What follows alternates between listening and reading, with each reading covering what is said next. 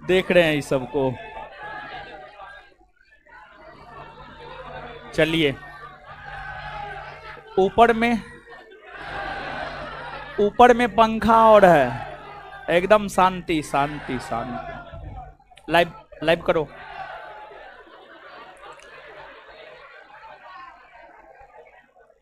Live करो, live करो, live करो, लाइव कर दिया।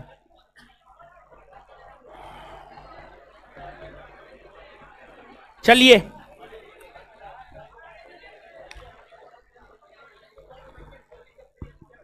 हेलो। हाँ, देखिए, अब शांत हो जाइए, अब एकदम शांत हो जाइए।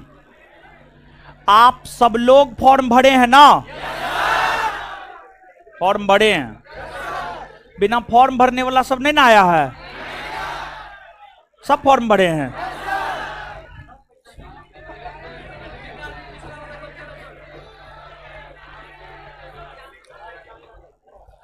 तो हल्ला मत कीजिए, हल्ला मत कीजिए। अब आज के सेशन को आराम से समझिए। आज का सेशन देखिए, जैसे कोई टॉपिक होता है ना, कोई टॉपिक होता है तो उसका एक पृष्ठभूमि होता है, उसका एक बैकग्राउंड होता है। उसी प्रकार से, और अगर किसी भी टॉपिक के बैकग्राउंड को आप पढ़ लेते हैं, अगर किसी भी टॉपिक के बैकग्राउंड को आप पढ़ लेते हैं, बैकग्राउंड को समझ लेते हैं, तो चैप्टर आप आराम से समझ जाते हैं, चैप्टर आप आराम से समझ जाते हैं। तो आज का जो क्लास है, पूरे बिहार पुलिस परीक्षा के तैयारी के लिए एक प्रकार का बैकग्राउंड है। आज का क्लास सबके लिए बहुत अधिक महत्वपूर्ण है, पहला क्लास है। और जिस प्रकार जीवन में पहला प्यार महत्वपूर्ण होता है, वैसे पहला क्लास महत्वपूर्ण है, समझ गए? तो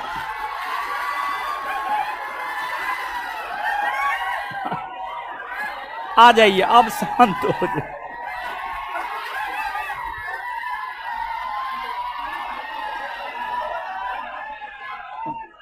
चलिए, अब हो गया, हो गया।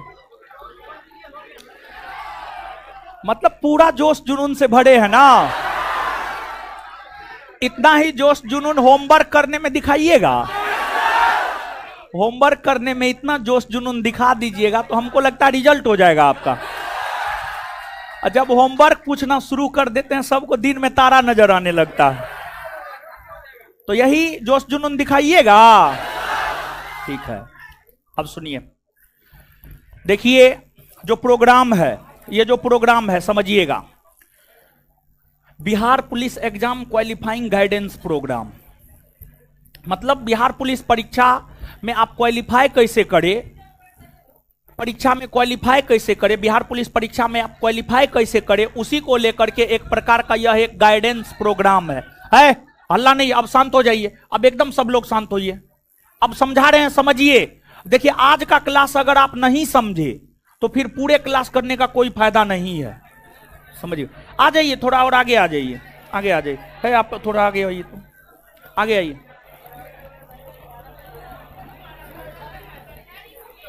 इसमें बैठ सकती है, हाँ बैठ सकती है, बैठ जाइए। उसको हटाइए, उसको हटा दीजिए, उसको हटा दीजिए। कुर्सी पर तो एगो बैठेगा महाराज। आ जाइए, क्या होगा, चप्पल पे बैठिए ना, क्या दिक्कत है महाराज? देखिए, आप पढ़ाने दीजिएगा कि ऐसे हल्ला कीजिएगा? बैठिए ना, क्या दिक्कत है? कोई दिक्कत नहीं। अरे हम लोग ग्रामीण पृष्ठभूमि से नाते हैं, तो गांव में भोज खाए हैं, चप्पल पर बैठ करके भोज नहीं खाए, हम तो खाए हैं, समझे? तो बैठने में क्या दिक्कत है? देखिए, ये सब भी चप्पल पर बैठल है। सुनिए, अब शांत हो जाइए, अब शांत होइए, अब एकदम शांत होइए। अब समझिए हीरो सब, समझिए। अब देखिए, है, अब हल्ला नहीं, अब इसके बाद हल्ला मत कीजिएगा, अब हल्ला मत कीजिएगा। है, शांत होइए, शांत होइए, शांत होइए। अब सुनिए, ये जो प्रोग्राम है, इस प्रोग्राम का नाम है Bihar police exam qualifying guidance program. देखिए, जो बिहार पुलिस के लिए 21,391 पोस्ट की वैकेंसी आई हुई थी। उस वैकेंसी का एग्जाम 1 अक्टूबर 2023 को प्रारंभ हुआ। 1 अक्टूबर, 7 अक्टूबर और 15 अक्टूबर को संभवतः होने थे। 1 अक्टूबर को जो परीक्षा हुआ, उस परीक्षा में क्वेश्चन पेपर लीक हो गया परीक्षा से पहले, और फिर इसी वजह से जो है वो परीक्षा पूरी तरीका से पोस्टपोन्ड कर दिया गया, परीक्षा रद्द कर दिया गया और परीक्षा को पोस्टपोन्ड कर दिया गया। हाल फिलहाल में पेपर में एक न्यूज आया था कि जो पोस्टपोन्ड हुआ परीक्षा है 21,391 पोस्ट वाला, उसका एग्जाम अगस्त के माह में संभावित है। अगस्त के माह में संभावित है, ऐसा संभावित है कि अगस्त के माह में आपके बिहार पुलिस का परीक्षा हो जाए। तो अगस्त के माह में जो आपका बिहार पुलिस का परीक्षा होगा, हमको ऐसा लगता है कि परीक्षा साफ सुथरा होगा। परीक्षा साफ सुथरा इसलिए होने की संभावना है क्योंकि इससे पहले परीक्षा में क्वेश्चन आउट हुआ है। इस बार प्रशासन पूरी तरीका से सतर्कता बरतेगा ताकि प्रश्न पत्र लीक ना हो, ताकि क्वेश्चन पेपर लीक ना हो। और हम आपको बता रहे हैं, हम आपको बताए हैं पहले भी, आप अगर पढ़ते हैं यहां पर, और अगर आप बिहार पुलिस बैच पढ़े होंगे तो हम आपको बताए हैं बिहार पुलिस का परीक्षा हम 2 बार क्वालिफाई किए हैं, ऑन मेरिट क्वालिफाई किए हैं। और हमको ऐसा लगता है कि हम 100 में से मैक्सिमम 65 से 70 क्वेश्चन बनाकर आए थे और क्वेश्चन पेपर लीक नहीं हुआ था, और 65 से 70 क्वेश्चन बनाकर आए थे और लगभग हमारा दोनों बार रिजल्ट हुआ।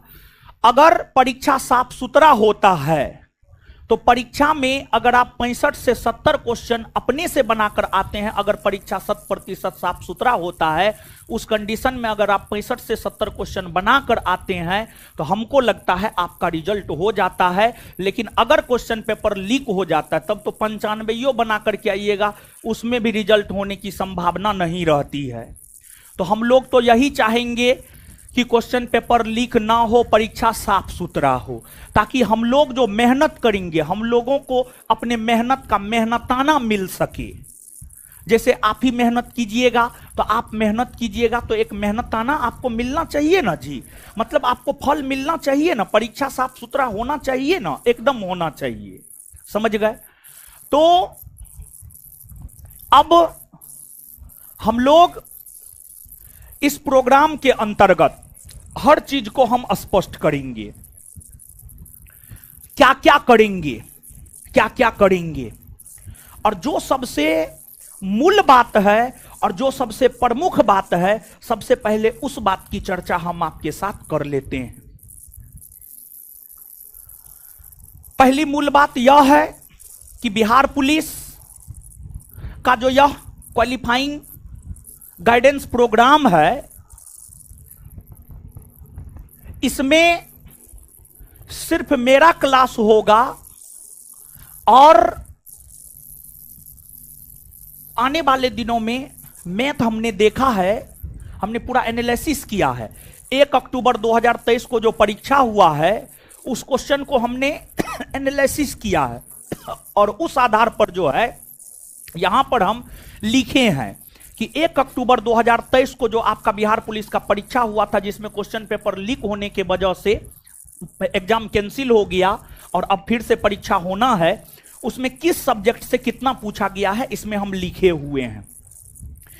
इसको हम और भी बताएंगे, लेकिन यहां पर एक नजर हम आपको बता देना चाहते हैं। इतिहास से 12 क्वेश्चन है, पॉलिटी से 11 क्वेश्चन है, ज्योग्राफी से मात्र 8 क्वेश्चन है, जिसमें इंडियन ज्योग्राफी से 3, वर्ल्ड ज्योग्राफी से 5, फिजिक्स से 6 क्वेश्चन है, केमिस्ट्री से 7 क्वेश्चन है, बायोलॉजी से 9 क्वेश्चन है, करंट से 5 क्वेश्चन है, और वो भी करंट में बजट से क्वेश्चन है, बजट से क्वेश्चन है। स्टैटिक्स मिसलेनियस से 5 क्वेश्चन है, मैथ से 10 क्वेश्चन है, रीजनिंग से 3 क्वेश्चन है, इंग्लिश से 8 क्वेश्चन है, हिंदी से 8 क्वेश्चन है, इकोनॉमिक्स से 8 क्वेश्चन है। टोटल जोड़िएगा तो 100 हो जाएगा, समझिए, टोटल जोड़िएगा तो 100 के आसपास क्वेश्चन आपको हो जाएगा। ये 1 अक्टूबर 2023 को जो परीक्षा हुआ है, जो परीक्षा कैंसिल हो गया था, उसके अनुसार ये हम आपको लिखे हैं। तो आपका जो परीक्षा अगस्त 2024 में होना है अब, उसका भी पैटर्न आप मान करके चलिए लगभग यही रहेगा, पैटर्न चेंज नहीं होगा, लगभग यही पैटर्न रहेगा।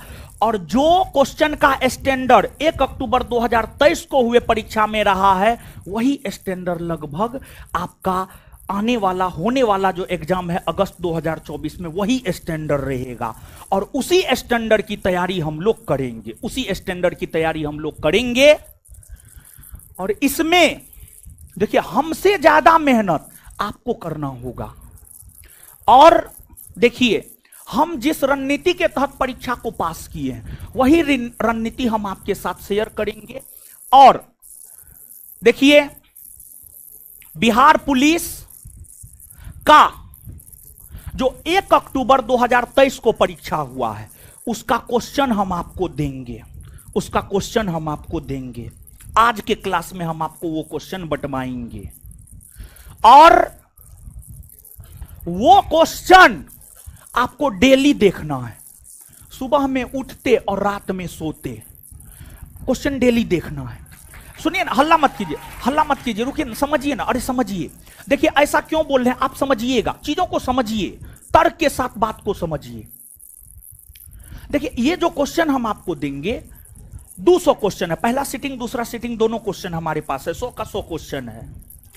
दोनों क्वेश्चन हम आपको देंगे और उस क्वेश्चन को डेली आपको देखना है। क्यों डेली देखना है? देखिए, जब हम 2014-15 में जनरल कंपटीशन में आए और बिहार पुलिस का पहली बार तैयारी किए, तो हम अपने तैयारी का आधार प्रीवियस ईयर क्वेश्चन को ही बनाए थे और उसको बार बार देखते थे।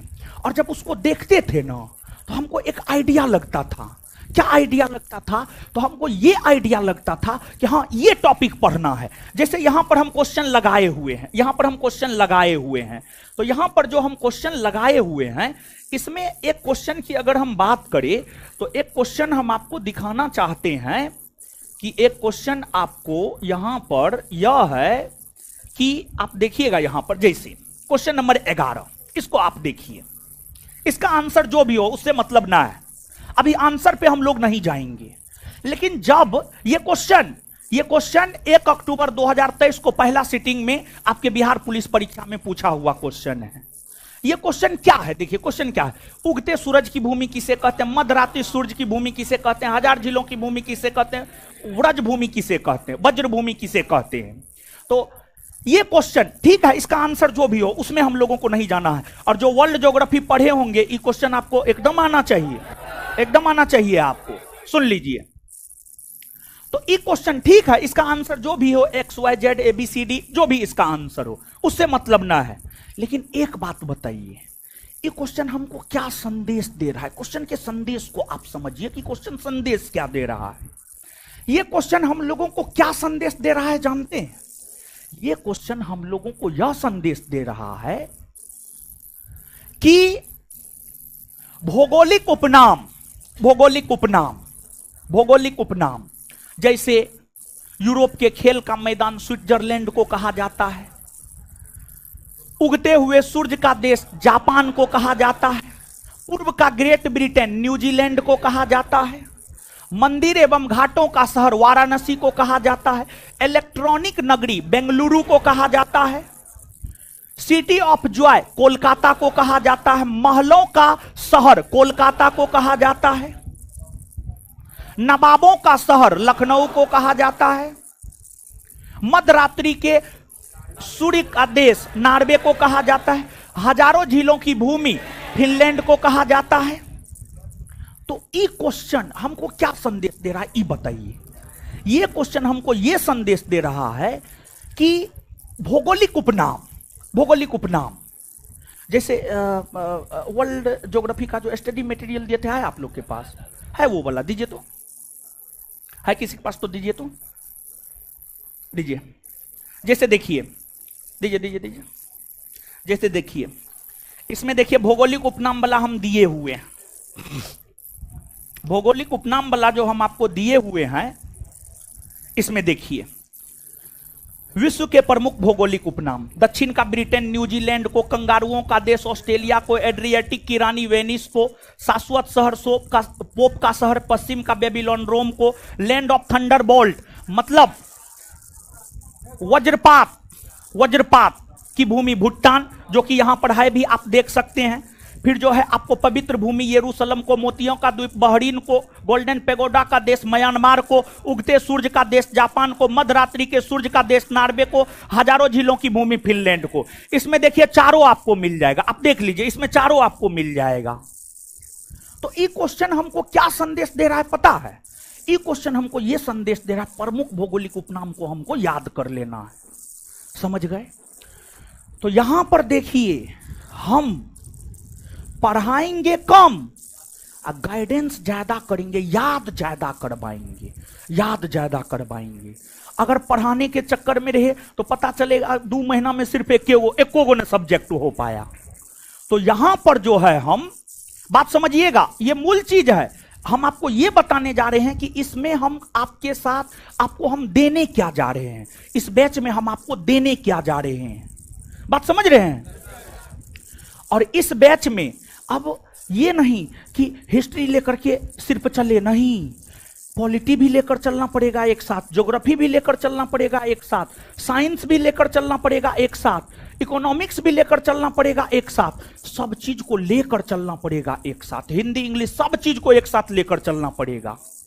और सब चीज एक दिन में पढ़ा पाना पॉसिबल है? वो नहीं है, जो सही बात है।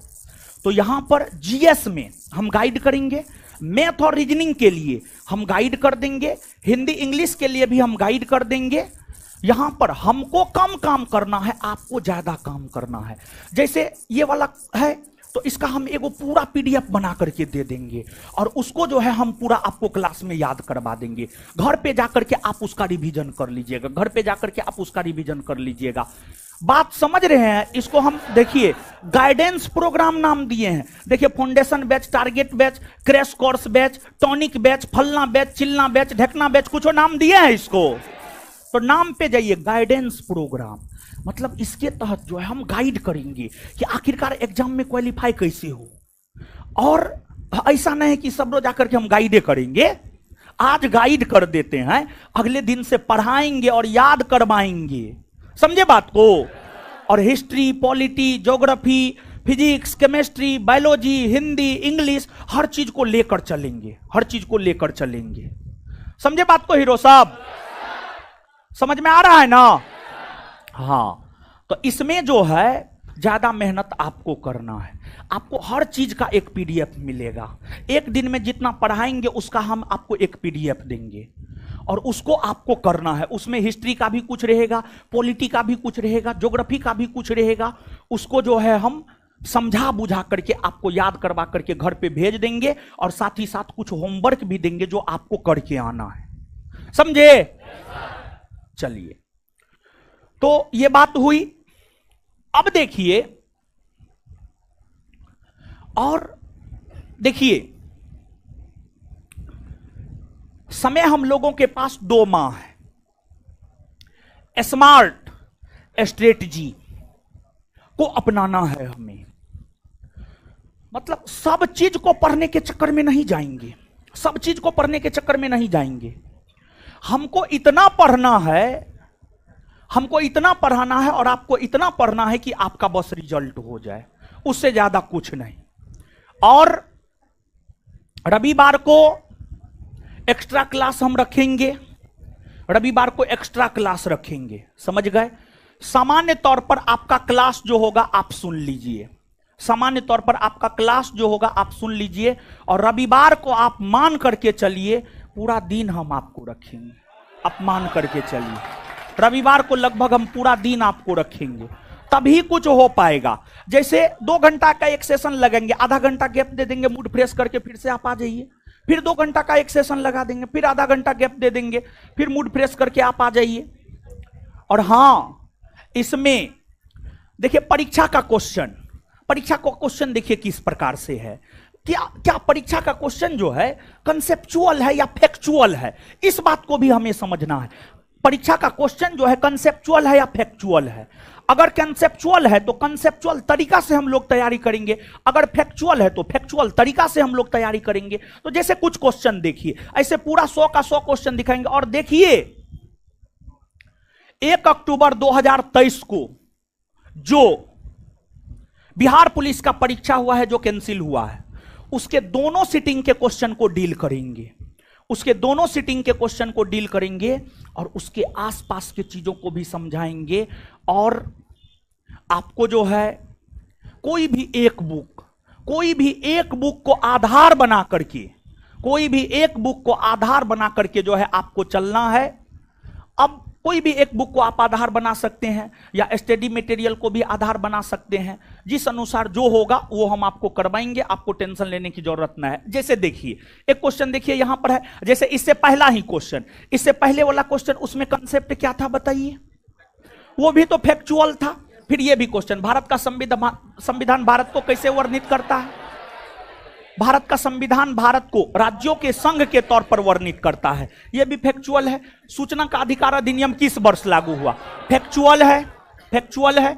आम चुनाव के बाद प्रोटेम स्पीकर, यह थोड़ा कंसेप्चुअल है। पॉलिटी तो थोड़ा सा कंसेप्ट रहबे करता है, तो कंसेप्चुअल है थोड़ा सा। इसके बाद भारत के संविधान का विचार किसने दिया, यह भी फैक्चुअल है, फैक्चुअल है। भारत के संविधान के किस भाग में मूल कर्तव्य है, भाग 4 के क में है, फैक्चुअल है। संविधान के किस अनुच्छेद के तहत उच्च न्यायालय को सभी अधीनस्थ न्यायालयों पर अधीक्षण की शक्तियां दी गई है, अनुच्छेद 227, यह भी फैक्चुअल है। अब अनुच्छेद 227 में क्या है, तो देखिए ध्यान दीजिएगा, यहां पर ये क्वेश्चन देखिए हम लोगों को क्या संदेश दे रहा है। यह क्वेश्चन हम लोगों को यह संदेश दे रहा है कि देखिए भारतीय संविधान में तो अनुच्छेद है 395 गो, भारतीय संविधान में अनुच्छेद तो 395 गो है, लेकिन 395 के 395 अनुच्छेद हमें थोड़े पढ़ना है, नहीं पढ़ने हैं। हमें 395 के 395 अनुच्छेद नहीं पढ़ने हैं, बल्कि हमें मुश्किल से 100 अनुच्छेद पढ़ने हैं। और अगर आप 100 अनुच्छेद पढ़ लीजिएगा ना, तो उसमें से अनुच्छेद से 1 से 2 क्वेश्चन आएगा, आप आराम से 1 से 2 क्वेश्चन बना करके आ सकते हैं, एकदम आराम से आप 1 से 2 क्वेश्चन बना करके आ सकते हैं। बात समझ गए। तो एग्जाम देखिए, फिर आगे आगे क्वेश्चन देखिए, राज्यसभा के सदस्यों का चुनाव किसके द्वारा होता है, ये थोड़ा कंसेप्चुअल है, ठीक है। इसके बाद जो भारत में किसी भी मामले को कहीं भी स्थानांतरित करने का अधिकार किसे है, ये भी थोड़ा सा कंसेप्ट है।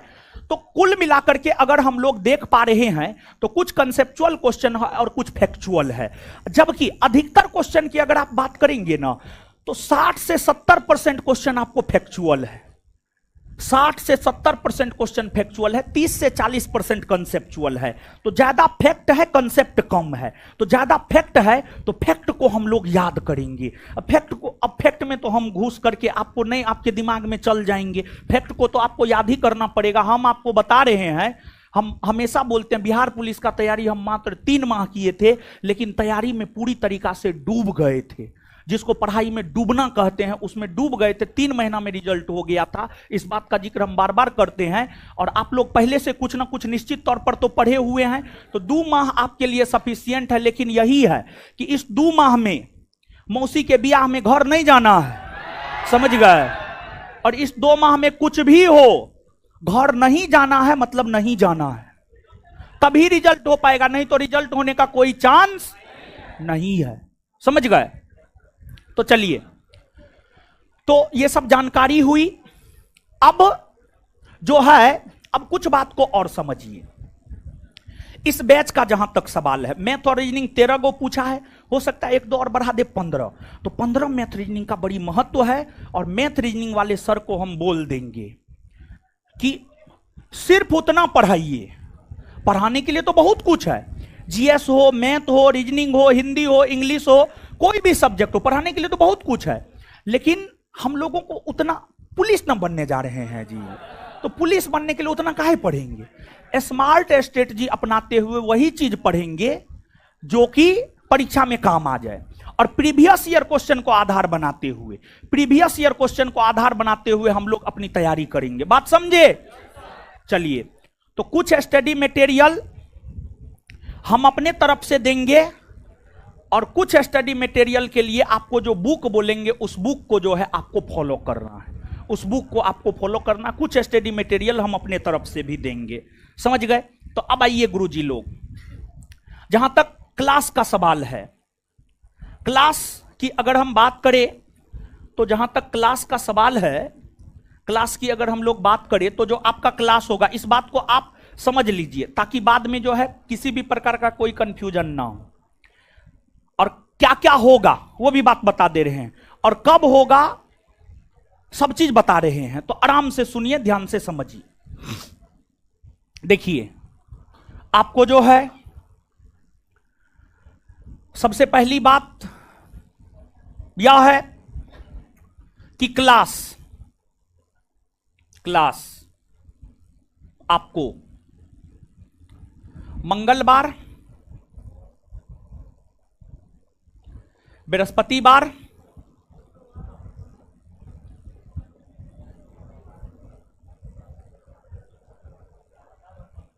शुक्रवार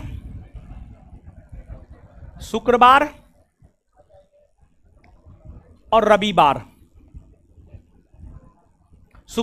रविवार, ठीक है। ये 4 दिन क्लास होगा। बाद बाकी बच रहा है कितना दिन? 3 दिन बच रहा है। 3 दिन आपका होगा टेस्ट। 3 दिन आपका क्या होगा? टेस्ट। 4 दिन क्लास होगा, और टेस्ट की अगर हम लोग बात करें तो टेस्ट होगा आपको 3 दिन। टेस्ट जो 3 दिन होगा, सोमवार, बुधवार और शनिवार। और टोटल 25 टेस्ट होगा। टोटल कितना टेस्ट होगा? 25। और टेस्ट में सुनिए हीरो सब, टेस्ट में क्या रहेगा? क्लास का टाइमिंग अलग रहेगा और टेस्ट का टाइमिंग अलग रहेगा। अभी ही बता दे रहे हैं, क्लास का टाइमिंग अलग रहेगा और टेस्ट का टाइमिंग अलग रहेगा। क्लास का टाइमिंग अलग रहेगा और टेस्ट का टाइमिंग अलग रहेगा। क्लास की अगर हम बात करें तो क्लास होगा शाम में या रात में 7:30 से 9:30। और टेस्ट की अगर हम बात करें तो टेस्ट हम तो सोचे हैं दोपहर में रखिए,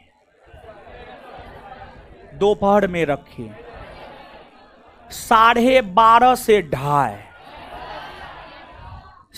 12:30 नौकरी चाहिए, नौकरी दाल भात चोखा है कि एक कुकर में दिए, दालो दे दिए और डेक्ची में चावल दे दिए और उसी में आलू गिरा दिए और 3 सीटी लगा दिए, उतार लिए आलू छील करके, और उसमें जो है नमक, मिर्चा, तेल, प्याज मिला के खा लिए।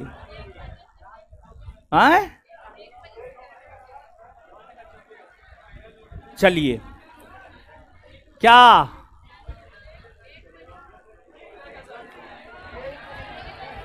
1 बजे से टेस्ट? 1 बजे से 1 बजे से देखिए, 12:30 से 2:30, 12:30 से देखिए 12:30 से अगर 2:30 रहेगा तो 2 घंटा का समय आपको मिलेगा। 1 बजे से अगर आप टेस्ट देना चाहते हैं तो सिर्फ 1.5 घंटा का समय आपको मिलेगा, सिर्फ 1.5 घंटा का समय। और सुनिए हीरो सब, ऐसे भी आपका परीक्षा कितने घंटे का होता है? 2 घंटे का ना, तो 2 घंटा तो आपको बैठना चाहिए। अभी से बैठने का आदत लगाना चाहिए, OMR सीट भरने का आदत लगाना चाहिए। क्या विचार? 12:30 से 2:30 दे देते हैं गुरुजी लोग, दीदी जी लोग। आए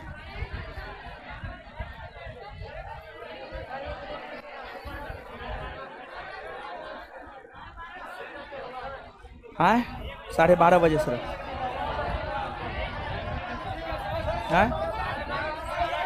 गर्मी है। 1 बजे क्या चलता है? अभी नहीं ना चल रहा है, चलेगा तब ना। 12:30 12:30 से 2:30 ठीक समय है ना? सब लोग सहमत है ना? चलिए, हाँ ठीक है। तो टेस्ट सुन लीजिए, बैच होगा। देखिए, क्लास सप्ताह में 7 के 7 दिन है, लेकिन यही है कि 4 दिन क्लास और 3 दिन। और टेस्ट में क्या है जानते हैं? टेस्ट में पूरी तरीका से जो 1 अक्टूबर को परीक्षा उसी तर्ज पर क्वेश्चन बनाए हैं। 25 सेट टोटल बनाए हैं, 25 सेट टोटल बनाए हैं, 25 सेट टोटल बनाए हैं। और आपको उसका आंसर के साथ साथ डिस्कशन का भी पीडीएफ मिलेगा। क्वेश्चन आंसर के साथ साथ डिस्कशन का भी पीडीएफ आपको मिलेगा। डिस्कशन करवाया नहीं जाएगा, डिस्कशन का आपको क्या मिलेगा? पीडीएफ। और डिस्कशन आपको याद करना है। और एक दिन में जो 100 क्वेश्चन होगा, 2500 टोटल क्वेश्चन होगा। और हम आपको बता रहे हैं वो टेस्ट 2500 क्वेश्चन में से मिनिमम क्वेश्चन की हम बात कर रहे हैं, मिनिमम। और परीक्षा के बाद हम दिखला देंगे। हम बिहार दरोगा बैच में ऐसे ही अगर 35 को टेस्ट लेते हैं, हम कह देते हैं 35 को क्वेश्चन आएगा। एक टेस्ट से एक क्वेश्चन ऑन एवरेज 1 से 2 क्वेश्चन आता ही आता है, लेकिन कम से कम एक, मतलब 2500 क्वेश्चन हम करवाएंगे ना टेस्ट के माध्यम से। टेस्ट के माध्यम से 2500 क्वेश्चन करवाएंगे। और हम आपको बता रहे हैं कितनों हमारा भाग जड़ जाए, कितनों, मतलब एकदम लोएस्ट पोजीशन पर हम आ जाए, हमारा लक जो है एकदम लोएस्ट पोजीशन पर आ जाए, तब पर भी 25 गो क्वेश्चन, 2500 क्वेश्चन में से 25 क्वेश्चन आपके बिहार पुलिस परीक्षा में आएगा। समझ गए? तो कहने का मतलब यह है कि वो टेस्ट बहुत जरूरी है। वहां से आपका कम से कम 25 से 30 क्वेश्चन का तैयारी होगा। बाद बाकी 50 क्वेश्चन की तैयारी, 50 से 60 क्वेश्चन की तैयारी, 50 से 60 क्वेश्चन की तैयारी हम अपने गाइडेंस प्रोग्राम में आपको करवा देंगे। 50 से 60 क्वेश्चन की तैयारी हम अपने गाइडेंस प्रोग्राम में करवा देंगे। और 25 से 30 क्वेश्चन आपको टेस्ट के जरिए करना होगा। तो 50 से 60 इधर, 25 से 30 उधर, मतलब 80 के आसपास आ जाएगा। समझ गए? 80 के आसपास आ जाएगा। और 80 क्वेश्चन अगर आप परीक्षा साफ सुथरा होता है, 75-80 क्वेश्चन बनाकर अगर आप पाइएगा, दुनिया का कोई ताकत आपके रिजल्ट को नहीं रोकेगा। तो वो टेस्ट आपके लिए जरूरी है। और उस टेस्ट में टेस्ट देना है, टेस्ट के बाद आंसर मिलवा दिया जाएगा। ओएमआर आप अपना चेक कर लीजिएगा कितना आपको आ रहा है, कितना नहीं आ रहा है। फिर डिस्कशन का जो है पीडीएफ आपको दिया जाएगा। उस टेस्ट के क्वेश्चन और उसके डिस्कशन के पीडीएफ को, और डिस्कशन को थोड़ा प्रिसाइज किए हैं। सामान्य तौर पर डिस्कशन को काफी व्यापक रूप दे देते हैं, लेकिन विद्यार्थी पढ़ता नहीं है। आप लोग बिहार पुलिस वाले ना हैं, हमको पता है ना आपका क्या कैपेसिटी है। तो डिस्कशन को थोड़ा प्रिसाइज किए हैं, छोटा किए हैं, ताकि आप पढ़े।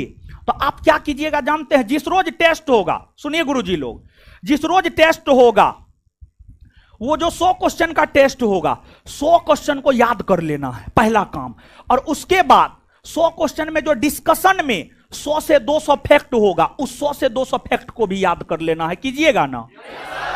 कीजिएगा ना? और एक बात जान लीजिए, अगर नहीं कीजिएगा तो हम भगाइयो देंगे, ये बात है। क्योंकि आप देख ही रहे हैं बैच में कितना भीड़ है, जितना लोग बैठे हुए हैं, अनेकों लोगों को बैठने के लिए जगह नहीं मिला है। समझ गए? तो अगर जो खड़ा है लोग, जिसको बैठने के लिए जगह नहीं मिला, वो अगर पढ़ने वाला है तो हम उसको रखेंगे, हम आपको थोड़े रखेंगे, हम आपको नहीं रखेंगे, हम उसको रखेंगे। तो इसी वजह से पढ़िए अच्छा से। और देखिए एक बात जान लीजिए कि अगर मान लिया जाए आप परीक्षा देते हैं, परीक्षा पास कर जाते हैं, इस बार आपका साथ दिया, आपका फाइनल जॉब लग जाता है, तो इससे आप हमको बताइए फाइनेंशियली स्वतंत्र कौन होगा? आप होंगे स्वतंत्र। पैसा किसके खाता में जाएगा? आपके खाता में जाएगा। और फाइनेंशियली स्वतंत्रता बहुत ज्यादा आवश्यक होता है। जैसे अभी हम पैसा कमा रहे हैं तो हम कुछ भी कर सकते हैं। जैसे आप पैसा कमा नहीं रहे हैं, तो आपका अगर मटन खाने का मन होगा ना, आप नहीं खा पाइएगा। मटन 800 कितना रुपए, 700, हाँ 700-800 रुपए किलो देता है। महीना में 5000 एबे करेगा। एक दिन मटन खाए 700-800 गायब, अब बाद बाकी दिन हवा पी करके रहिएगा। बात समझ रहे हैं? तो कहने का मतलब यह हुआ कि अगर आप ये चाहते हैं, गौर से सुनिए, अगर आप ये चाहते हैं कि फाइनेंशियली आप स्वतंत्र हो और जो मन हो वो करे, तो सरकारी जॉब लेना जरूरी है। बात समझे? चाहे लड़का हो या लड़की। क्लियर है? तो ये रहेगा, ऐसे आपका चलेगा प्रोग्राम। ये आपका पूरा का पूरा क्राइटेरिया है। ए लड़का, ए तुम भी नोट करो, ऑफिस में सबको बता देना, ऐसे है प्रोग्राम। समझा? हाँ। और बार बार हम बोलना चाह रहे हैं, इस बात को हम 10 बार 20 बार 50 बार बोलेंगे। यहां पर हमको कम मेहनत करना है, आपको ज्यादा मेहनत करना है, और 2 माह में पूरा अपना जी जान लगा दीजिए और रिजल्ट हो जाएगा। हम आपको बता रहे हैं, आपका रिजल्ट हो जाएगा। समझे बात को? तो अब पढ़ना हम लोग शुरू कर देते हैं। पढ़ना शुरू कर देते हैं। अरे इंतजार करने से क्या होगा? इंतजार करने से कुछ नहीं मिलने वाला है। समझे?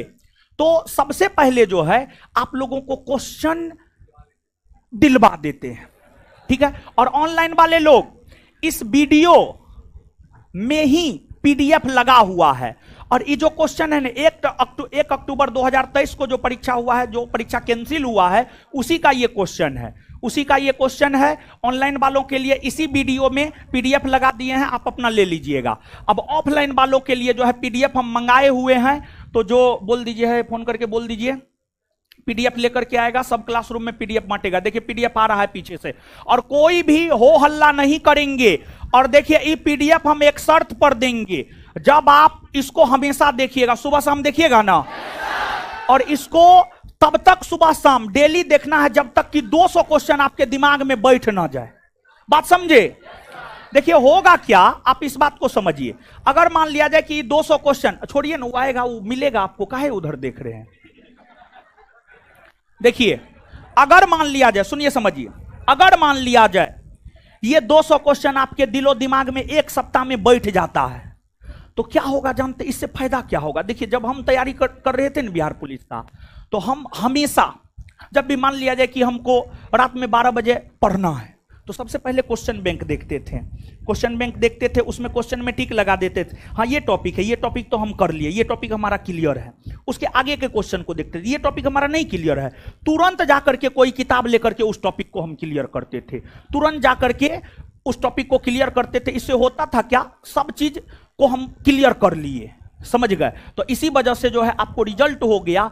तो क्वेश्चन बैंक को आधार बनाकर 1 अक्टूबर 2023 के क्वेश्चन को आधार बनाकर हम लोग तैयारी करेंगे। 1 अक्टूबर 2023 के क्वेश्चन को आधार बनाकर हम लोग तैयारी करेंगे कि कितना हिस्ट्री का क्वेश्चन है, कितना पॉलिटी का क्वेश्चन है, कितना ज्योग्राफी का क्वेश्चन है, हिस्ट्री का किस प्रकार का क्वेश्चन है, पॉलिटी का किस प्रकार का क्वेश्चन है, ज्योग्राफी का किस प्रकार का क्वेश्चन है, उसको आधार बना करके जो हम लोग तैयारी करेंगे। तो इस क्वेश्चन को तब तक 1 सप्ताह में ही 200 क्वेश्चन याद हो जाए, 2 सप्ताह में याद हो जाए, 3 सप्ताह में याद हो जाए, इसको तब तक देखते रहना है जब तक कि इसका 200 का 200 क्वेश्चन हमको याद ना हो। समझे बात को? कीजिएगा ना इतना, तभी देंगे, नहीं तो नहीं देंगे। कीजिएगा, बताइए। केंद्रीय चयन पार्षद बोर्ड का कसम कीजिएगा ना? हाँ दीजिए, अब बांटिए। एक्स्ट्रा नहीं लीजिएगा, दीदी जी लोग या लड़का लोग, कोई भी एक्स्ट्रा मत लीजिएगा, क्योंकि फिर नीचे में भी दे दीजिएगा, फिर जो और लड़का है उसको नहीं मिल पाएगा। ठीक है नीचे भी दे दीजिए।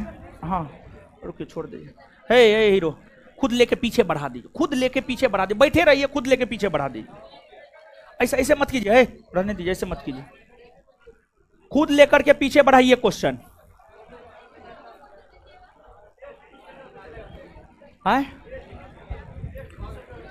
इसी सेंटर पर चलेगा, टेस्ट इसी सेंटर पे चलेगा, बैच भी इसी सेंटर पर, टेस्ट भी इसी सेंटर पर। और देखिए सुनिए गुरुजी लोग, बैच भी इसी सेंटर पर चलेगा और टेस्ट भी इसी सेंटर पर चलेगा, दोनों चीज इसी सेंटर पे चलेगा। समझे? बैच और टेस्ट दोनों इसी सेंटर पे चलेगा।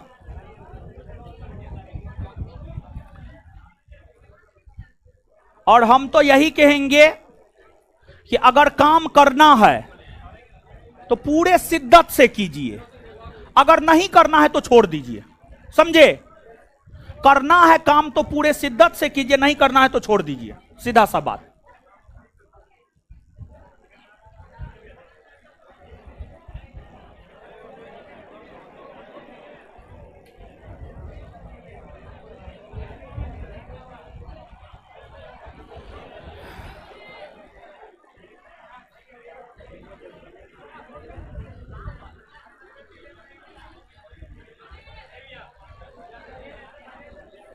आराम से आराम से आराम से, सबको मिलेगा, घबराइए नहीं, सबको मिलेगा। लड़की लोग सबको मिल गया है? नहीं मिला है? मिल गया, ठीक।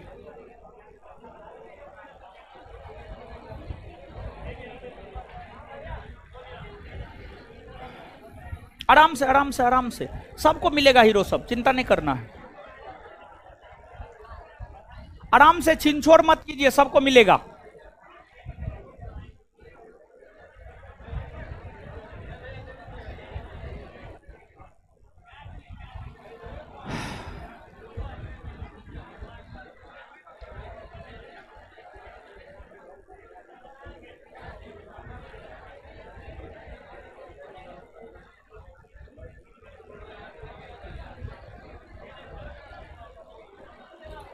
आराम से आराम से, इधर मिल गया, लड़का लोग सबको मिला, मिल गया, ठीक है। अच्छा मिल रहा है, जा रहा है, जा रहा है, जा रहा है, बढ़ा दीजिए तो, वो लड़का को दे दीजिए तो, बढ़ा दीजिए, बढ़ा दीजिए उसको। सबको मिलेगा, चिंता नहीं करना है।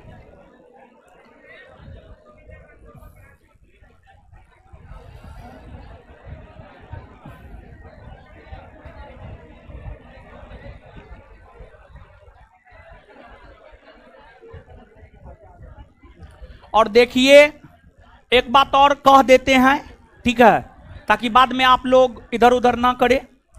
देखिए जो भी संस्थान में पहले से पढ़ रहे हैं, इस बैच में हम बोले हुए हैं, और जो भी बिहार पुलिस बैच में जिसका भी एडमिशन था, उसको दोबारा एडमिशन करवाने की कोई जरूरत नहीं है। लेकिन हाँ, हम क्लास में भी ये बात बोले थे, पीडीएफ का जो कॉस्ट आएगा वो आपको पे करना होगा। ये बात हम क्लास में भी बोले हैं ना हो।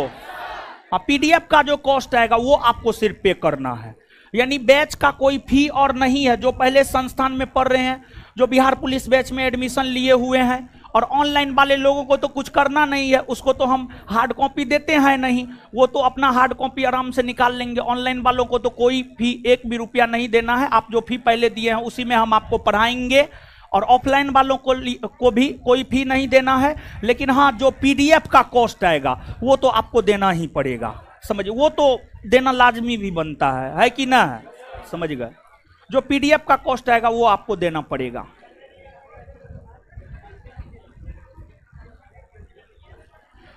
इस क्लासरूम में सबको पीडीएफ मिला? आराम से आराम से, ऊपर में पंखा है हीरो सब, ऊपर में पंखा है, थोड़ा सा जा रहा है, जा रहा है, जा रहा है, जा रहा है। और ऊपर वाले क्लासरूम में पीडीएफ दे रहा है, हो दे रहा है ना।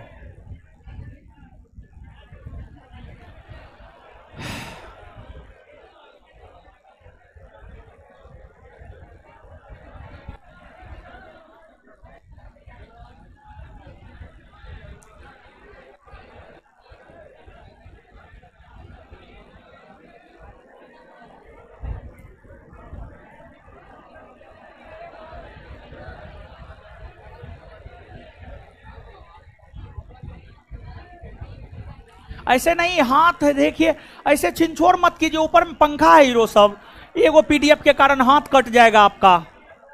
आराम से हीरो सब,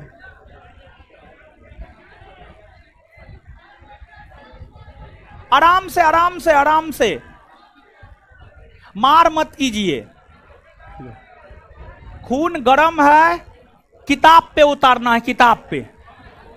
ज्यादा खून गर्म है, 12 घंटा 14 घंटा पढ़िए ना, अपने खून ठंडा हो जाएगा महाराज।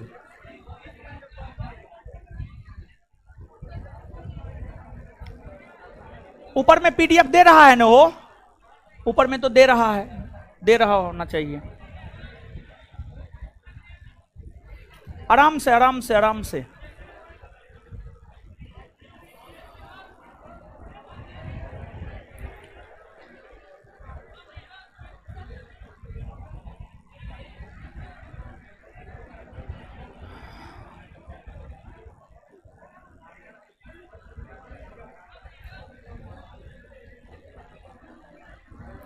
हीरो सब आराम से आराम से,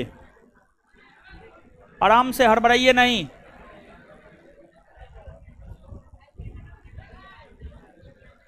इस क्लासरूम में पीडीएफ मिल गया? मिल गया ना? चलिए अब आइए, अब बाद बाकी क्लासरूम में भी तो पीडीएफ दे ही रहा होगा, ए हीरो ए दे रहा है ना? दे रहा है ना, ठीक है। चलिए सबको पीडीएफ मिल जाएगा। आइए आइए आइए आइए, एक चीज यहां पर लिख देते, आइए है हीरो सब, अब यहां आइए। तो यहां पर एक बात हम आपको स्पष्ट कर दिए, क्लास मंगलवार, बृहस्पतिवार, शुक्रवार, रविवार को शाम में 7:30 से 9:30, और टेस्ट 3 दिन होगा, सोमवार, बुधवार, शनिवार, और दोपहर में 12:30 बजे से 2:30 बजे तक। और ये टेस्ट होगा इसी सेंटर पे, क्लास और टेस्ट दोनों इसी सेंटर पे होगा। बिहार पुलिस का क्लास और टेस्ट दोनों इसी सेंटर पे होगा, 12:30 से 2:30।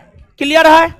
अब आइए, अब एक चीज देखिए, ये चीज इसलिए लिख दे रहे हैं, ऐसे हम बोल ही दिए थे, लेकिन फिर भी इसको जो है हम लिख देते हैं, और लिख इसलिए देते हैं ताकि जो है आपके दिमाग में बात रहना चाहिए कि किस सब्जेक्ट पर ज्यादा फोकस करना है, किस सब्जेक्ट पे ज्यादा फोकस करना है, ये सब चीज आपके दिमाग में रहना चाहिए। देखिए गुरुजी लोग, आइए,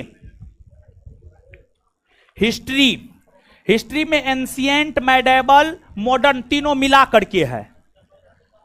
हिस्ट्री से 12 क्वेश्चन, हिस्ट्री, हिस्ट्री से 12 क्वेश्चन। पॉलिटी, पॉलिटी से 11 क्वेश्चन। ज्योग्राफी से 8 क्वेश्चन, जिसमें 3 गो इंडियन ज्योग्राफी से और 5 गो वर्ल्ड ज्योग्राफी से, 5 गो वर्ल्ड ज्योग्राफी से। फिर आपको फिजिक्स, फिजिक्स में 6 क्वेश्चन, केमिस्ट्री में 7 क्वेश्चन, बायोलॉजी में 9 क्वेश्चन, करंट में 5 क्वेश्चन।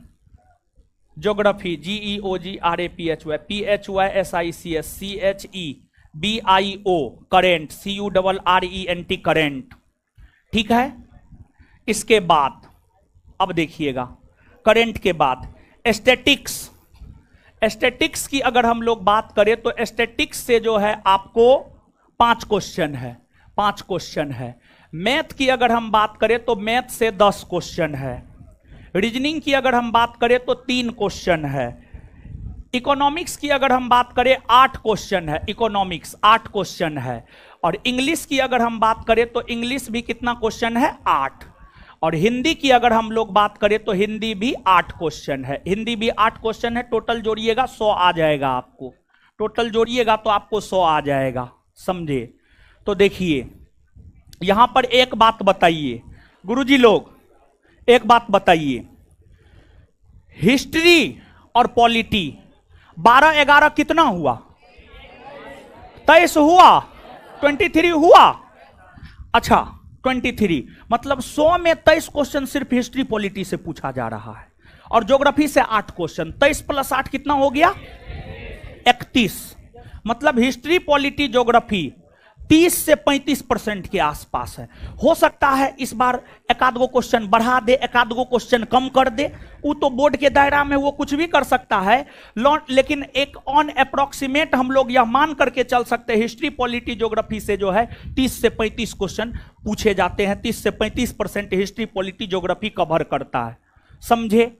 तो फोकस यहीं से करना शुरू करेंगे, स्टार्ट यहीं से करना शुरू करेंगे, हिस्ट्री और पॉलिटी और ज्योग्राफी। हिस्ट्री, पॉलिटी, ज्योग्राफी से चीजों को शुरू करेंगे। और हम आपको एकदम क्लियर कट वे में बताना चाहते हैं कि आप कहिएगा पूरा हिस्ट्री हमको पढ़ा दे, तो पूरा हिस्ट्री पढ़ाना पॉसिबल नहीं है। आप कहिएगा पूरा ज्योग्राफी पढ़ा दे तो पढ़ाना पॉसिबल नहीं है, पूरा पॉलिटी पढ़ा दे तो पढ़ाना पॉसिबल नहीं है। मेन चीज टू द फैक्ट, एग्जाम के पॉइंट ऑफ व्यू से टू द फैक्ट जाएंगे हम लोग, एग्जाम के पॉइंट ऑफ व्यू से टू द फैक्ट हम लोग जाएंगे। क्लियर है गुरुजी लोग? कोई दिक्कत नहीं ना? और आधार बनाएंगे कौन चीज को? क्वेश्चन बैंक को। आधार कौन चीज को बनाएंगे? Question bank. आधार कौन चीज को बनाएंगे? क्लियर है ना बात? चलिए अब आइए, अब पढ़ना शुरू करते हैं। ये तो सिर्फ समझाए हैं, क्या करेंगे, कैसे करवाएंगे, बात क्लियर? अब आइए शुरुआत करते हैं हिस्ट्री और पॉलिटी के क्वेश्चन से। शुरुआत करते हैं हिस्ट्री और पॉलिटी के क्वेश्चन से, ठीक है?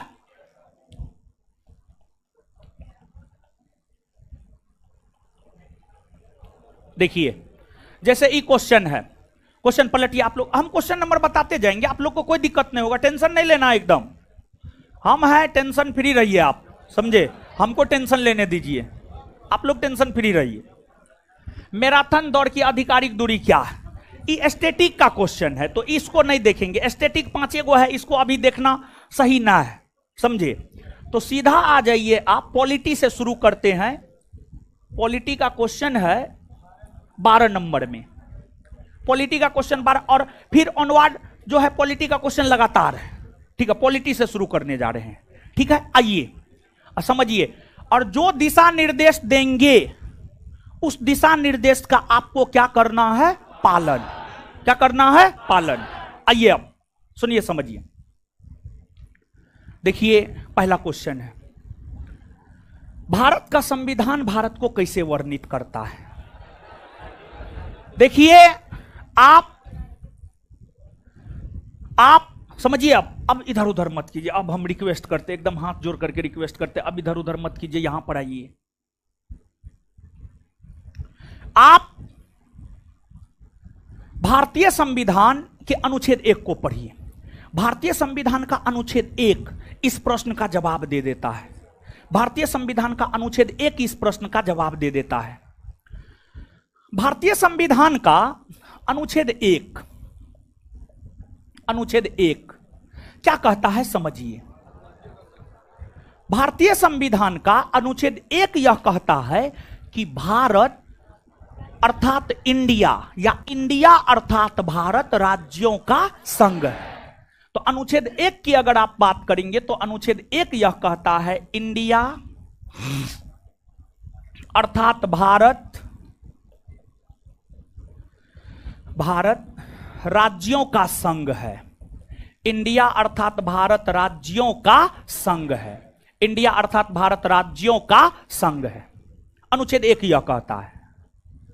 तो भारत राज्यों का संघ है, यह बात अनुच्छेद 1 कहता है। तो अनुच्छेद 1 में इस प्रश्न का आंसर छुपा हुआ है, तो इसका उत्तर क्या होगा बताइए? क्या होगा? राज्यों का संघ। अब सुनिए यहां पर, देखिए अब भारत के संविधान को आप पढ़िए। देखिए भारत के संविधान को जब आप गुरुजी लोग पढ़ेंगे ना, तो भारतीय संविधान में मूल तौर पर 22 भाग है। कितना भाग है? 22 भाग। और 22 भाग में से पहला भाग जो हमें भारतीय संघ और राज्य क्षेत्र के विषय में बतलाता है, जिसकी चर्चा है अनुच्छेद 1 से लेकर अनुच्छेद 4 तक। इन अनुच्छेदों में अनुच्छेद 1, 2, 3, 4 तीनों को आप यहां पर जानिए। अनुच्छेद 1, 2, 3, 4 तीनों को जानिए, और यहां पर हम आपको बता देंगे कि परीक्षा के लिहाज से यहां पर क्या प्रश्न और पूछा जा सकता है। अगर यह प्रश्न पूछा है तो परीक्षा आगे यहां से कौन प्रश्न पूछ सकता है, उस पर गौर करना है आपको। देखिए भारतीय संविधान का भाग 1, भारतीय संविधान के भाग 1 की हम बात करें तो भाग 1 हमें भारतीय संघ और राज्य क्षेत्र, भारतीय संघ और राज्य क्षेत्र के विषय में बतलाता है। इसकी चर्चा अनुच्छेद 1 से अनुच्छेद 4 तक है। अनुच्छेद 1 यह कहता है इंडिया अर्थात भारत राज्यों का संघ है। अर्थात यह अनुच्छेद दो बात की जानकारी हमें देता है। एक तो यह देता है इंडिया का संवैधानिक नाम क्या है, यानी संविधान में इंडिया का नाम क्या है। तो संविधान में इंडिया का 2 नाम है। पूरे संविधान को पढ़ेंगे तो संविधान में या तो इंडिया के लिए इंडिया आया है या भारत आया है। संविधान में हिंदुस्तान नहीं आया है, संविधान में आर्यावर्त नहीं आया है, संविधान में जम्बू द्वीप नहीं आया है। हिंदुस्तान, आर्यावर्त, जम्बू द्वीप ये भी भारत का नाम है, लेकिन ये भारत के संवैधानिक नाम नहीं है। भारत के सिर्फ संवैधानिक नाम है इंडिया और भारत। और दूसरी बात, अनुच्छेद 1 यह जानकारी देता है कि भारत राज्यों का संघ है, मतलब कई राज्यों को मिलाकर भारतीय संघ का निर्माण हुआ है। कई राज्यों को मिलाकर भारतीय संघ का निर्माण हुआ, कई राज्यों को मिलाकर भारतीय संघ का निर्माण हुआ है। मतलब बिहार, उत्तर प्रदेश, झारखंड, पश्चिम बंगाल, तमाम राज्यों को मिलाकर भारतीय संघ के निर्माण हुए। इसका यह कदापि मतलब नहीं है कि भारत के जो राज्य हैं वो भारत से अलग हो जाएंगे, नहीं। कोई भी भारतीय राज्य, चाहे झारखंड हो, पश्चिम बंगाल हो, उत्तर प्रदेश हो, बिहार हो, गुजरात हो, अरुणाचल प्रदेश हो, असम हो, एनीबॉडी, कोई भी राज्य हो, कोई भी राज्य भारतीय संघ से अलग नहीं हो सकता है। कोई भी राज्य भारतीय संघ से अलग नहीं हो सकता। कोई भी राज्य भारतीय संघ से अलग नहीं हो सकता है। दूसरी बात, भारत राज्यों का संघ है। अब आपसे पूछा जाता है कि देखिए, वैश्विक स्तर पर शासन प्रणाली की अगर आप बात करेंगे तो एक होता है संघात्मक शासन प्रणाली, एक होता है एकात्मक शासन प्रणाली, और एक होता है परिसंघात्मक शासन प्रणाली। गौर फरमाइएगा यहां पर, एक होता है संघात्मक शासन प्रणाली, एक होता है एकात्मक शासन प्रणाली, एक होता है परिसंघात्मक शासन प्रणाली। खैर इतना में, परिसंघात्मक में हम लोग नहीं जाएंगे, एकात्मक समझते समझते ही हम लोगों का चीज क्लियर हो जाएगा, और जो लाइन हम बोलेंगे परीक्षा के लिहाज से वो बड़ी महत्वपूर्ण होगा, ठीक है। संघात्मक शासन प्रणाली में क्या होता है, देखिए सामान्य तौर पर कोई भी देश हो, अमेरिका हो, ब्रिटेन हो, फ्रांस हो, कोई भी देश हो, जैसे भारत एक देश है, भारत में 28 राज्य है। भारत एक देश है, भारत में 28 राज्य है। भारत 28 राज्यों से मिलकर बना है। अमेरिका 50 राज्यों से मिलकर बना, अमेरिका एक देश है, वहां पर 50 राज्य है। ब्रिटेन कई राज्यों से मिलकर बना है। तो किसी भी देश में, जैसे भारत में एगो केंद्र सरकार है, एगो राज्य सरकार है कि ना है? केंद्र सरकार मतलब मोदी सरकार, राज्य सरकार मतलब नीतीश जी की सरकार। वैसे ही अमेरिका में भी एगो केंद्र सरकार, एगो राज्य सरकार। तो कोई भी शासन प्रणाली हो, संघात्मक शासन प्रणाली हो, एकात्मक शासन प्रणाली हो, कोई भी शासन प्रणाली हो, वहां पर केंद्र और राज्य दोनों अस्तित्व में होता है। केंद्र और राज्य दोनों अस्तित्व में होता है। संघात्मक शासन प्रणाली वाले देशों में भी केंद्र अस्तित्व में होता है और राज्य भी अस्तित्व में होता है, दोनों में, संघात्मक एकात्मक दोनों में। संघात्मक शासन प्रणाली में क्या होता है जानते हैं? केंद्र और राज्य दोनों का पावर बराबर होता है। केंद्र बराबर राज्य, मतलब जितना पावर केंद्र को है उतना राज्य को, जितना पावर केंद्र को है उतना राज्य को।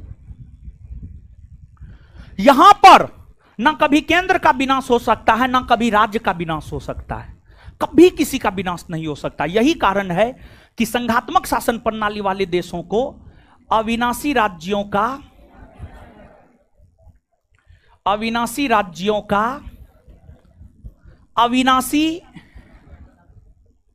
संगठन कहते हैं। अविनाशी राज्यों का अविनाशी संगठन कहते हैं। अविनाशी राज्यों का अविनाशी संगठन कहते हैं। मतलब यहां पर ना केंद्र का विनाश हो सकता, ना राज्य का विनाश हो सकता, किसी का विनाश नहीं हो सकता है। दोनों अपने अपने क्षेत्राधिकार में काम करने के लिए स्वतंत्र हैं। जैसे मम्मी का काम है खाना बनाना, मम्मी खाना बनाने के लिए स्वतंत्र है, उसको जो बनाना है वो बनाएगी। पिताजी का काम है पैसा कमाना, जहां से पैसा कमा करके लाना, उनको पैसा कमा करके लाना है। दोनों अपने अपने काम में स्वतंत्र होते हैं, दोनों अपने अपने काम में स्वतंत्र होते हैं। तो संघात्मक शासन प्रणाली में केंद्र और राज्य दोनों को बराबर शक्ति होता है, दोनों अपने अपने क्षेत्राधिकार में काम करने के लिए स्वतंत्र है। तो यहां पर ना केंद्र का विनाश हो सकता है, ना राज्य का विनाश हो सकता है। जैसे परिवार में मम्मी का होना भी जरूरी है, पापा का होना भी जरूरी है। अगर दोनों में से कोई एक नहीं है, फिर उस परिवार का क्या गत होता है आप जाकर के पूछ लीजिएगा, जाकर के देख लीजिएगा। या आप ही में से अगर किसी के साथ ऐसा होगा तो आपके परिवार का क्या हाल है, और जिसके घर में माँ बाप दोनों है उसके परिवार का क्या हाल है, जाकर के आप देख लीजिए। दोनों में अंतर समझ में आ जाएगा। बात समझे? अब देखिए एकात्मक शासन प्रणाली, यहां पर भी केंद्र और राज्य दोनों होता है, लेकिन यहां पर केंद्र को ज्यादा पावर होता है, राज्य को कम पावर होता है। केंद्र को ज्यादा पावर होता है, राज्य को कम पावर होता है।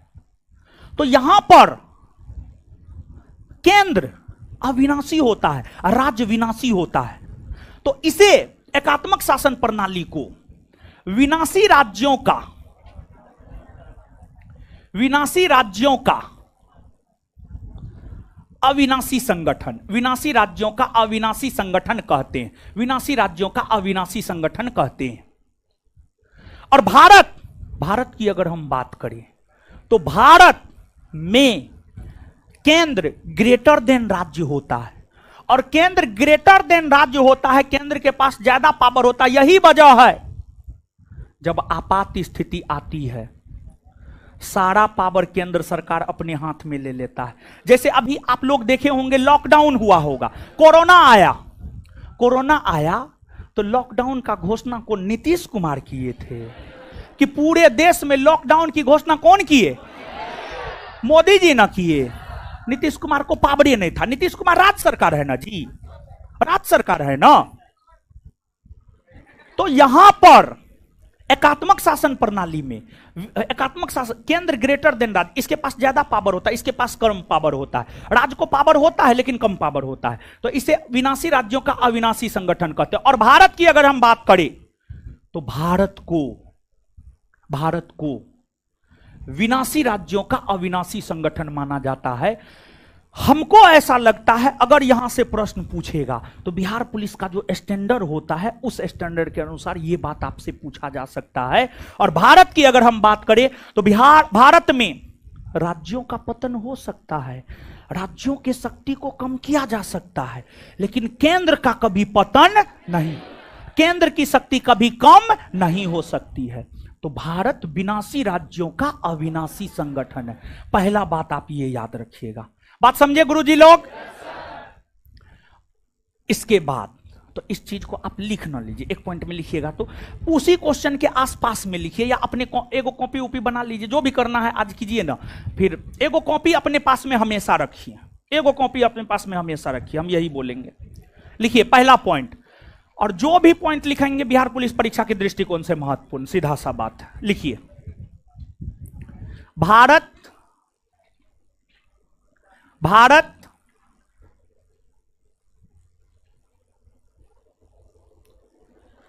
विनाशी राज्यों का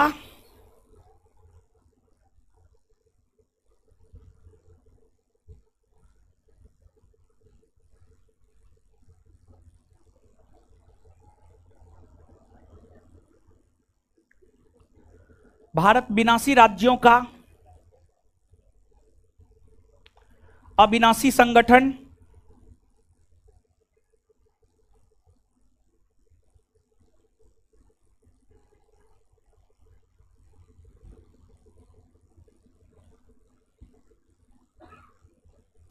भारत विनाशी राज्यों का अविनाशी संगठन है। इसको याद रखिएगा, बड़ी महत्वपूर्ण पॉइंट है। ठीक है, चलिए अब आइए यहां पर, अब आइए इसके बाद देखिए यहां पर अनुच्छेद 1 आप जाने, अनुच्छेद 2 क्या कहता है जानते हैं? अनुच्छेद 2 यह कहता है भारत में अगर किसी क्षेत्र को मिलाना है तो वह संसद मिलाएगा, और अनुच्छेद 2 के तहत भारत किसी भी क्षेत्र को जीतकर भारत की संसद मिला सकता है। कहने का मतलब यह है, जैसे मान लिया जाए पाकिस्तान के लाहौर को भारत में मिलाया जाएगा, पाकिस्तान के लाहौर को अगर भारत में मिलाया जाएगा तो वह काम अनुच्छेद 2 के तहत होगा, और अनुच्छेद 2 के तहत वह काम करेगा भारत की संसद। अगली बात, अनुच्छेद 3 यह कहता है नए राज्यों का निर्माण, नए राज्यों के नाम में परिवर्तन, सीमा में परिवर्तन अनुच्छेद 3 के तहत होता है, और यह काम करता है भारत की संसद।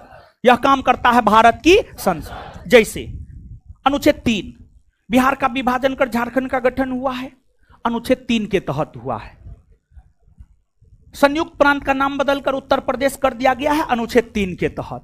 उड़ीसा का नाम बदलकर ओडिशा कर दिया गया है, अनुच्छेद 3 के तहत। तो यह काम भी भारत की संसद करता है, और भारत की संसद अनुच्छेद 3 के तहत करता है। इसके बाद अनुच्छेद 2 और 3 के तहत जो परिवर्तन होते हैं वो साधारण बहुमत के आधार पर होते हैं। तो आगे अनुच्छेद 4 यह कहता है कि अनुच्छेद 2 और 3 के तहत जो परिवर्तन हुए हैं वो संविधान संशोधन नहीं माने जाएंगे, वो संविधान संशोधन नहीं माने जाएंगे। यहां पर ना अनुच्छेद 1 ना 2 ना 3 ना 4 कुछ नहीं याद रखना। यहां पर आपको परीक्षा के लिहाज से जो आगे जो बात याद रखना है वह यह है, भारत में किसी भी नए राज्य का गठन कौन करता है, नए राज्य के नाम में परिवर्तन, सीमा में परिवर्तन कौन करता है? कौन करता है? यह बात परीक्षा के लिहाज से आपको याद रखना जरूरी। दूसरा पॉइंट ये लिखिए, भारत में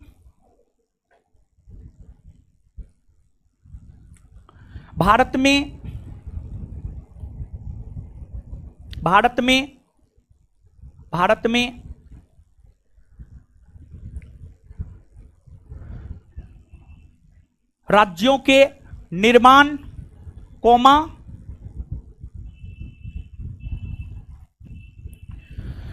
भारत में राज्यों के निर्माण कोमा भारत में राज्यों के निर्माण कोमा भारत में राज्यों के निर्माण कोमा राज्यों के नाम में परिवर्तन कोमा राज्यों के नाम में परिवर्तन कोमा राज्यों के सीमा में परिवर्तन राज्यों के सीमा में परिवर्तन राज्यों के सीमा में परिवर्तन भारत की संसद के द्वारा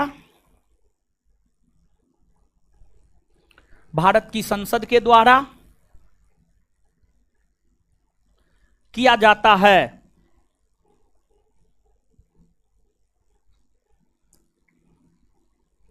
चलिए इसको याद रखिएगा। अब गुरुजी लोग सुनिए, अब यहां पर भाग 1 में और कौन सी बात आपसे पूछी जा सकती है और कौन सी बात आपसे पूछी जा सकती है। देखिए, इस क्वेश्चन के इर्द गिर्द का जितना क्वेश्चन बनता है ना सब बता दे रहे हैं। अगर इस क्वेश्चन के इर्द गिर्द का कोई भी क्वेश्चन पूछेगा जो हम बता रहे हैं, अगर आएगा तो यहीं से आएगा, नहीं आएगा तो नहीं आएगा। समझे? इतना अनुभव है हमको। समझे? अब सुनिए, अब देखिए, जैसे मान लिया जाए बिहार का विभाजन कर झारखंड का गठन करना है, तो इसको लेकर जो विधेयक लाया जाता है वह विधेयक राष्ट्रपति के पूर्व अनुमति से लाया जाता है। या फिर ऐसे समझिए, राज्यों के साथ मान लिया जाए राज्य का विभाजन करना है, राज्य के नाम में परिवर्तन करना, सीमा में परिवर्तन करना है, राज्य का पुनर्गठन करना है। राज्यों के साथ कोई भी छेड़छाड़ करेंगे तो उसके लिए राष्ट्रपति का पूर्व अनुमति जरूरी है। जैसे जम्मू कश्मीर राज्य को पुनर्गठित करके उसे 2 केंद्र शासित प्रदेश में बांट दिया गया, तो पहले राष्ट्रपति से अनुमति ली गई। तो राज्य निर्माण संबंधी विधेयक को लाने से पहले राष्ट्रपति से पूर्व अनुमति लिया जाता है और राष्ट्रपति से पूर्व अनुमति लाकर राज्य निर्माण संबंधी विधेयक को संसद के दोनों सदनों में से किसी भी सदन में रखा जा सकता है। बस जरूरत इस चीज का है कि संसद का दोनों सदन इसे साधारण बहुमत से पारित कर दे। मतलब यहां पर याद इस बात को रखना है कि राज्य निर्माण संबंधी विधेयक राष्ट्रपति के पूर्व अनुमति से संसद के किसी भी सदन में आ सकता है। यह जरूरी नहीं है कि वह विधेयक लोकसभा में ही आएगा या राज्यसभा में, बल्कि दोनों में से किसी भी सदन में आ सकता है। ठीक है, अगली बात, अब देखिए, एक इस चीज को याद रखिएगा, तो नीचे से इस पॉइंट को भी लिखिए। राज्य निर्माण संबंधी विधेयक, राज्य निर्माण संबंधी विधेयक, राज्य निर्माण संबंधी विधेयक, राज्य निर्माण संबंधी विधेयक राष्ट्रपति के पूर्व अनुमति से लाया जाता है, राष्ट्रपति के पूर्व अनुमति से लाया जाता है। राज्य निर्माण संबंधी विधेयक राष्ट्रपति के पूर्व अनुमति से लाया जाता है, राष्ट्रपति के पूर्व अनुमति से लाया जाता है।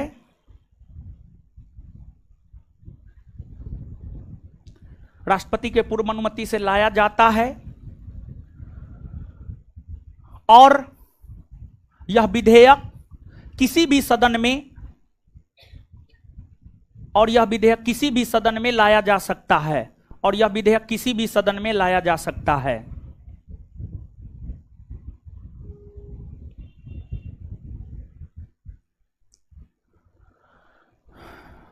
अब देखिए, अब आइए गुरुजी लोग आइए, अब देखिए कि देखिए मूल तौर पर जो भाग 1 है ना हो, वह हमें यह जानकारी देता है भारत में कितने राज्य है, कितने केंद्र शासित प्रदेश हैं। तो आप सब लोग जानते हैं भारत में 28 गो राज्य और 8 गो केंद्र शासित प्रदेश, लेकिन हमेशा से 28 गो राज्य और 8 गो केंद्र शासित प्रदेश नहीं था, बल्कि आजादी के बाद भारत में राज्यों का पुनर्गठन हुआ। और भारत में राज्यों के पुनर्गठन की अगर हम बात करें तो भारत में राज्यों का जो पुनर्गठन हुआ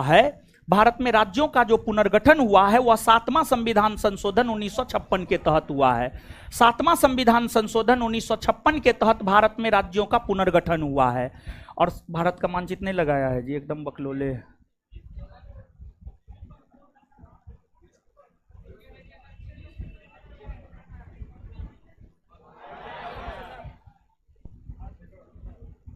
देखिए भारत में राज्यों का पुनर्गठन है, हीरो सब सुनिए, भारत में राज्यों का यानी राज्यों को गठित किया गया, भारत में राज्यों को पुनर्गठित किया गया 7वां संविधान संशोधन 1956 के तहत। 7वां संविधान संशोधन 1956 के तहत भारत में राज्यों को पुनर्गठित किया गया और 14 राज्य बनाए गए भारत में 14 राज्य बनाए गए। आगे भारत का 15वां राज्य गुजरात बना, जिसका गठन 1960 में हुआ। भारत का 16वां राज्य नागालैंड बना, जिसका गठन 1963 में हुआ। भारत का 17वां राज्य हरियाणा बना, जिसका गठन 1966 में हुआ। भारत का 18वां राज्य हिमाचल प्रदेश बना, जिसका गठन 1971 में हुआ। फिर आगे चल करके मेघालय, मणिपुर, त्रिपुरा का गठन, तीनों का गठन 1972 में हुआ। सिक्किम का गठन 1975 में हुआ। फिर आपको अरुणाचल प्रदेश का गठन 1987 में, मिजोरम का गठन 1987 में, गोवा का गठन 1987 में। फिर आपको 1 नवंबर 2000 ईस्वी को छत्तीसगढ़ का गठन, 1 नवंबर 2000 ईस्वी को छत्तीसगढ़ का गठन हुआ। फिर आपको 9 नवंबर 2000 ईस्वी को उत्तराखंड का गठन हुआ, 9 नवंबर 2000 ईस्वी को उत्तराखंड का गठन हुआ। फिर आपको 15 नवंबर 2000 ईस्वी को झारखंड का गठन हुआ, 15 नवंबर 2000 ईस्वी को झारखंड का गठन हुआ। और 2 जून 2014 को तेलंगाना का गठन हुआ, 2 जून 2014 को तेलंगाना का गठन हुआ।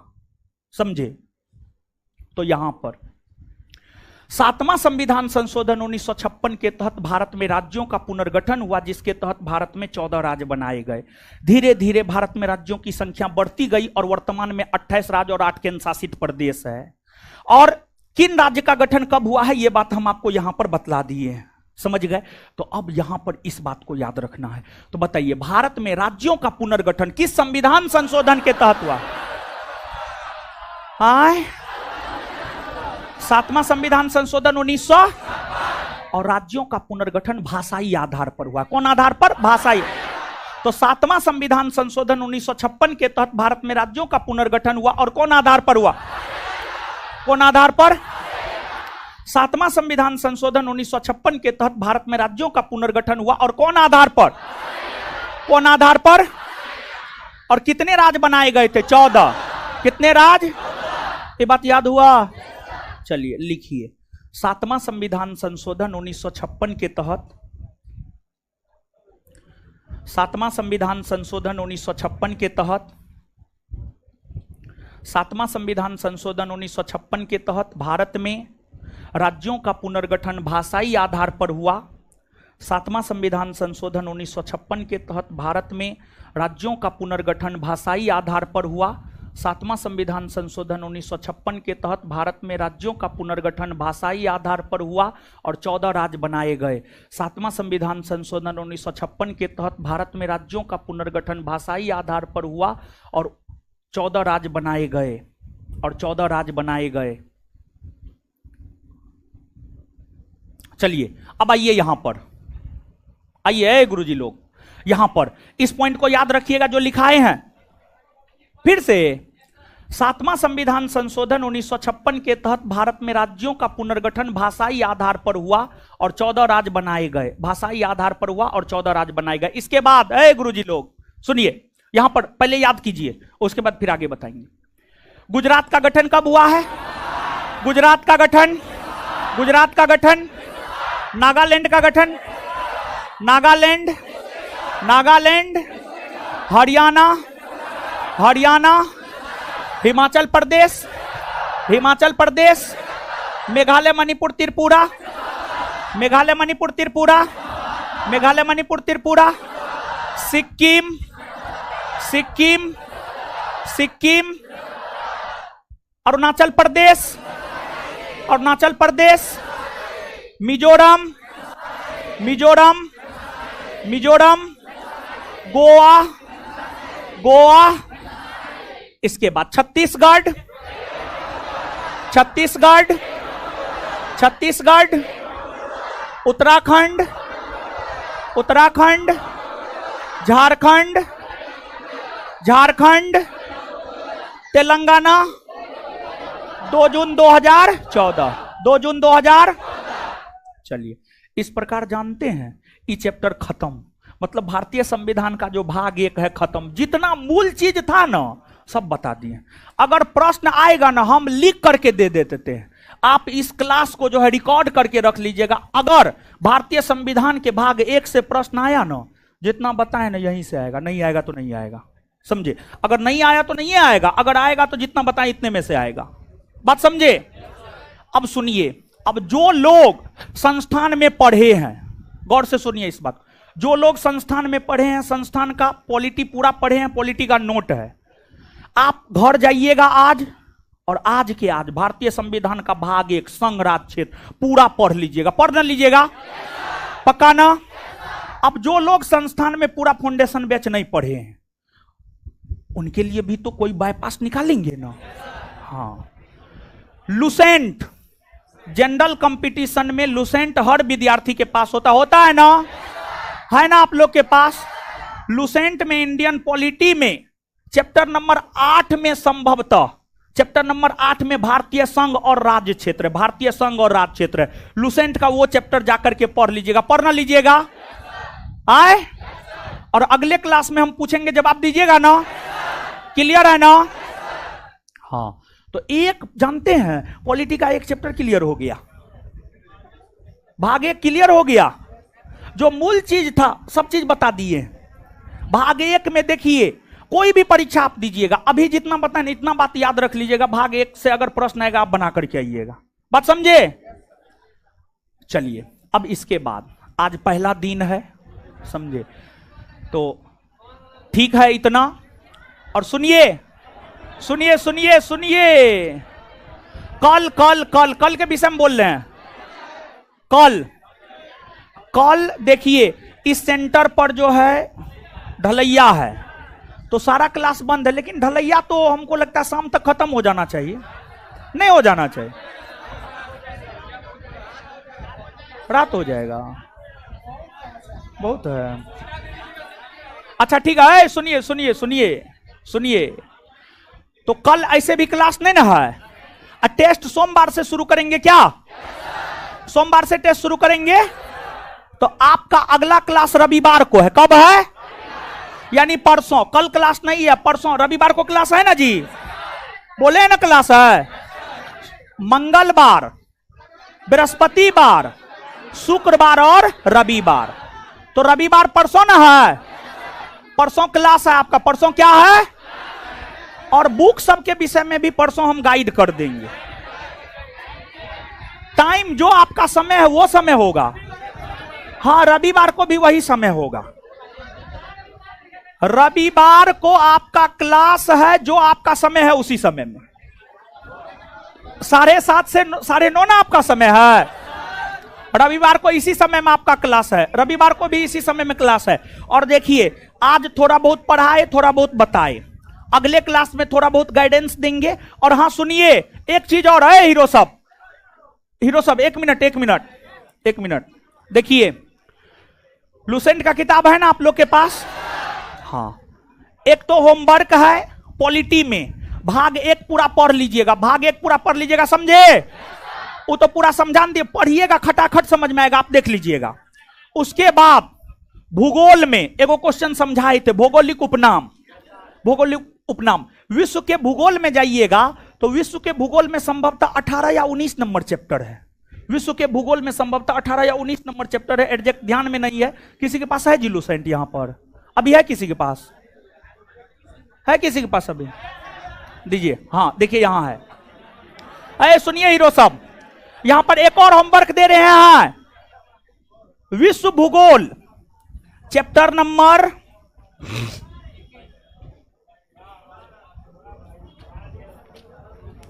चैप्टर नंबर 27, विश्व भूगोल चैप्टर नंबर 27।